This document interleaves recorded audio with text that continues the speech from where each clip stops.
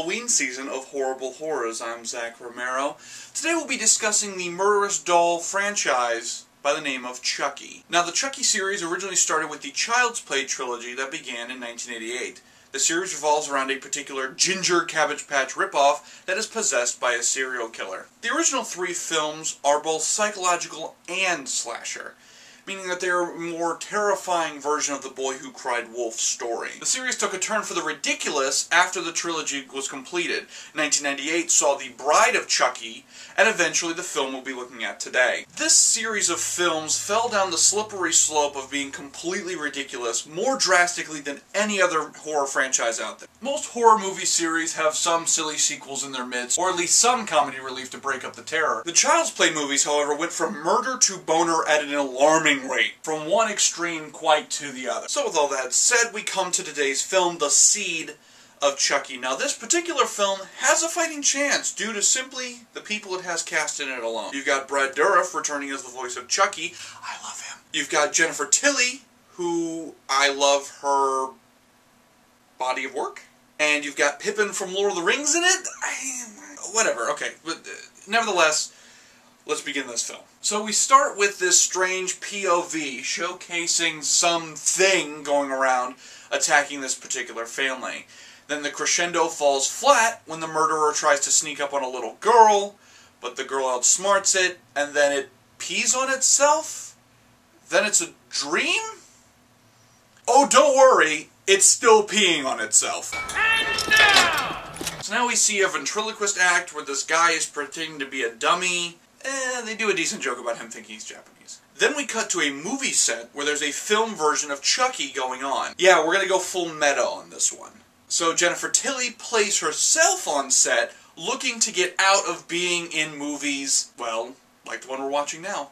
It's meta! So the doll person mails himself to the Hollywood set, and through some ridiculously lucky shit, he brings their souls back to the Hollywood versions of them, and now they're his parents. So the big joke or plot point or whatever is that this doll guy doesn't have any genitals. But the issue is, do they normally have genitals? Like, where can you ever buy a doll that's completely anatomically correct? I mean, other than, like, the Naughty Warehouse on Route 9. Like, you can't go into a Toys R Us and get something like that. It's high time that you had a real name.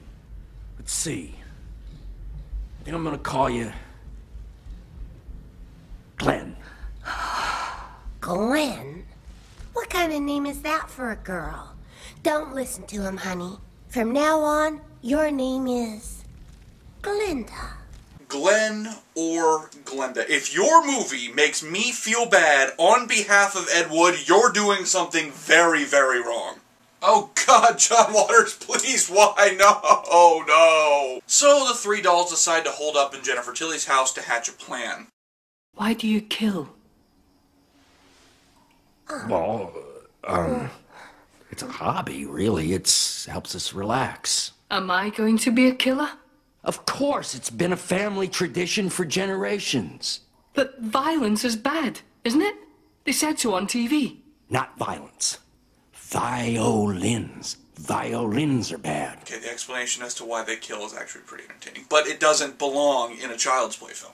So the plan for the Devil Dolls is to artificially inseminate Jennifer Tilly to make Glenn as a real child. Then somehow they're going to put their souls into Jennifer Tilly and Redman so they can... I don't know. There's a turkey baster full of dolls' semen! That's all you need to know. That's all you need. Chucky runs Britney Spears off the road. That joke wasn't dated 15 minutes after it was made or anything. Oops, I did it again.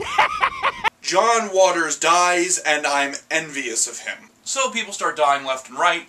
Glenn has a freak out. Jennifer Tilly gives birth to voodoo twins. And then even Chucky says, "Fuck this movie, this is ridiculous." Chucky! There is a limit to how much I can take. What are you talking about? Look around you, Tiff. This is nuts. And I have a very high tolerance for nuts. If this is what it takes to be human, then I would rather take my chances as a supernaturally possessed doll. It's less complicated. So the movie seemingly wraps itself up in a nice little package, but decides, nope, still more assery to go around. Oh hey, here's us pissing on Kubrick's grave. and Jennifer Tilly is evil, and the twins are good and evil. Here's the thing. This movie is so goddamn stupid, and that alone doesn't piss me off. What pisses me off is that the original Child's Play is pretty good, which makes this train wreck even harder to watch. Now look, I'm not saying the original Child's Play was the next Citizen Kane, but it was genuinely spooky and built off a fear that most people have thought about. Wow, that doll is creeping me the hell out. Add that to the "oh no, no one believes me" aspect to it, and it makes a pretty effective film. You know, the complete opposite of this. It would be like if they made a sequel to The Lion King that was just starring Ed, the stupid goddamn hyena that couldn't talk in the first one, and the whole movie is just an hour and a half of that stupid character just taking a shit on screen. So yeah, you'd probably be a little pissed off because you'd say, well, that's a waste of good animation, but you would be more pissed off because Lion King was such a masterpiece, and this is completely taking the piss out of the whole series. Now, before you say this is all nitpicking, and, you know, how serious can a movie about an evil doll really be, the first films did a phenomenal job of taking a ridiculous premise and making it work. The original films' formulas are not hard to figure out. You had the doll playing possum for most of the film, the body count steadily rising, some kid getting blamed for it, and Brad Dourif yelling a lot. You hear that, you son of a bitch? Not goof-ass one-liners and awkward family troubles. This movie's just lost and directionless and just dumb. And the thing that kills me most of all is the director of this one was one of the original creators of Chucky. So I don't know how much peyote he's been doing for the past 20 years, but it's definitely had some kind of effect because Seed of Chucky isn't even close to a Child's Play film anymore. And you know what?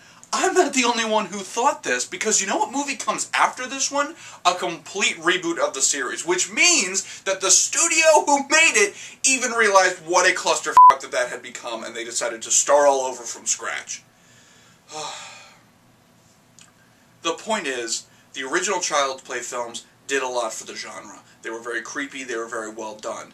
The later sequels are a complete slap in the face, and they are the leading example of what happens when your sequels just run amok and they completely lose sight of what was important.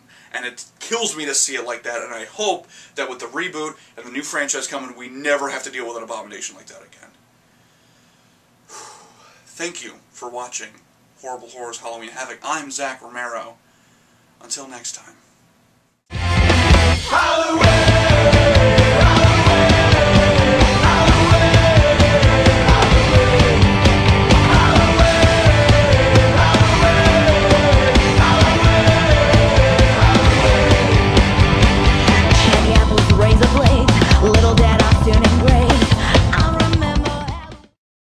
Oh, sweet Jesus, God bless the little people.